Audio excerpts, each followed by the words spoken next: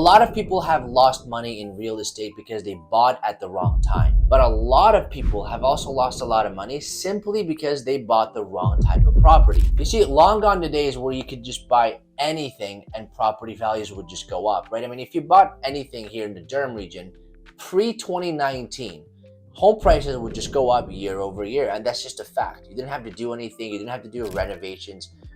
The market was in your favor. And that continued throughout COVID. We all saw what happened until the rate hikes came in 2022. And then we practically saw a real estate crash, right? I mean, real estate prices now are about 25% down from what it was at the peak of COVID. Now, that's the real estate market. There's nothing we can do about the market, but there is something we can do about the type of property that we buy. So today, I'm going to show you the 4 types of properties that I would personally avoid, and I wouldn't even buy them in a good one. Hello, everyone. Welcome back to the channel. My name is Durham. I'm a real estate broker here in the Greater Toronto Area and Durham region. And over the years, I've seen many buyers make these same mistakes, and then later on, they regret about their decision. So I just want to share them with you here. Starting with the number 1, the type of home that I would avoid buying is a stacked townhome.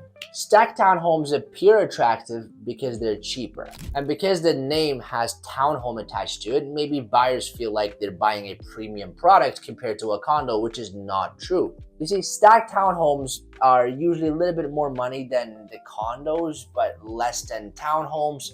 So people are like, well, and it's a newer concept, right? And stacked townhomes haven't been around for that long. So buyers or investors sometimes end up buying them thinking it's a good buy. But I would heavily advise against buying a stacked townhome. The reason why is a lot of them, the layouts are wonky, right? Like you walk in, some of them have bedrooms below grade. They're basically like a 2-story condo essentially with a very small patio.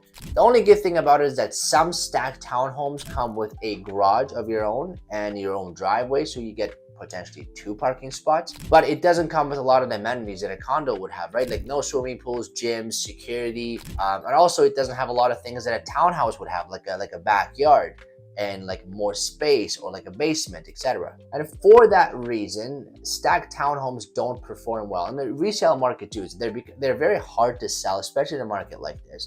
They're hard to rent out, and a lot of them are actually owned by investors strictly as rentals, and they're not very well taken care of, or you might have neighbors next door, and the walls could be too thin, and there could be a million things. In my opinion, it's far better to just ditch the stacked townhome and go for a condo. You get bigger windows, more sunlight, you get all the amenities, you get security if it's a good building, underground parking, all that stuff. And a traditional condo, in my opinion, is a far better investment than going for a stacked townhome. Speaking of condos, it brings me to my point number 2.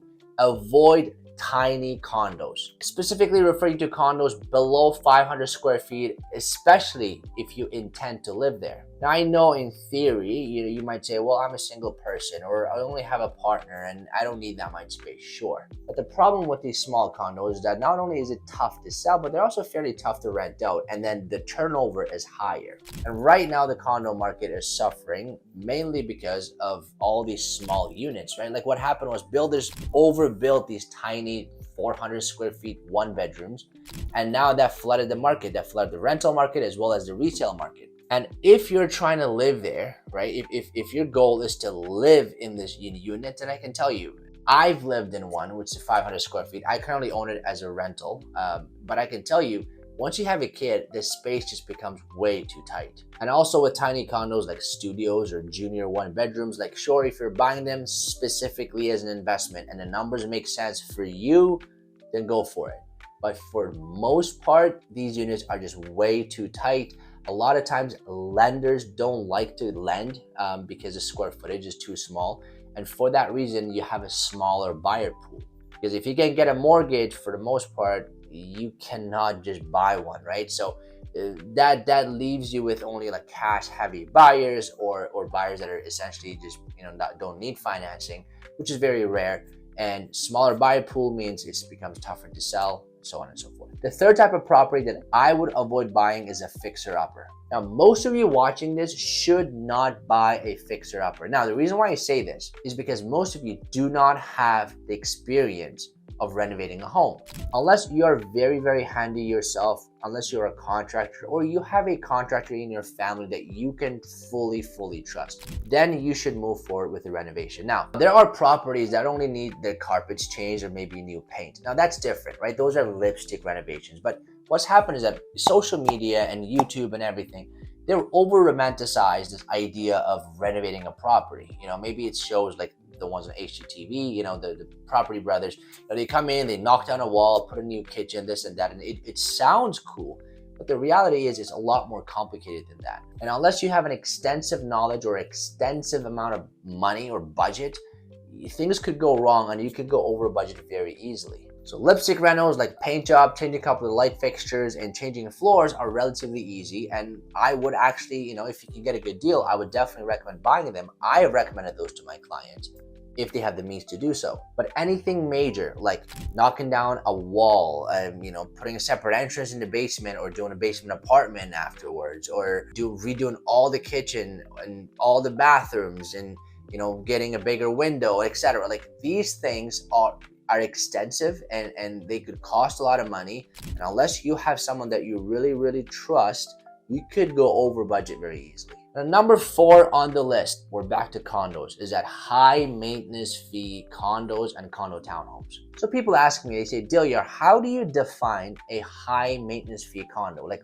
what's a high condo fee? And I tell them anything over $1 per square foot is too high. For example, if a unit has $1,000 in condo fees, but that unit is about 1,200 square feet, I tell my clients that's actually pretty good. That's roughly 80 some cents, which is very reasonable. But on the flip side, condo fees might be $700 or $650, and you're only getting about 600 square foot of interior living space plus another 150 square foot of balcony, then I would say that's too high. So if the condo fees are over $1 a square foot, then I would avoid it. And also, if you're buying a condo townhouse with a high condo fee, make sure that it at least includes something, right? Like maybe includes water, maybe includes like replacement roof or windows and things like that. But some condo boards don't do any of it, right? They don't care about your roof, they don't care about your windows, and you're essentially paying $600 or $700 for like a 1,200 square foot condo townhome, and they literally do nothing for you. So anything with high maintenance fee or high condo fees, I would avoid. It's tough to sell them down the line.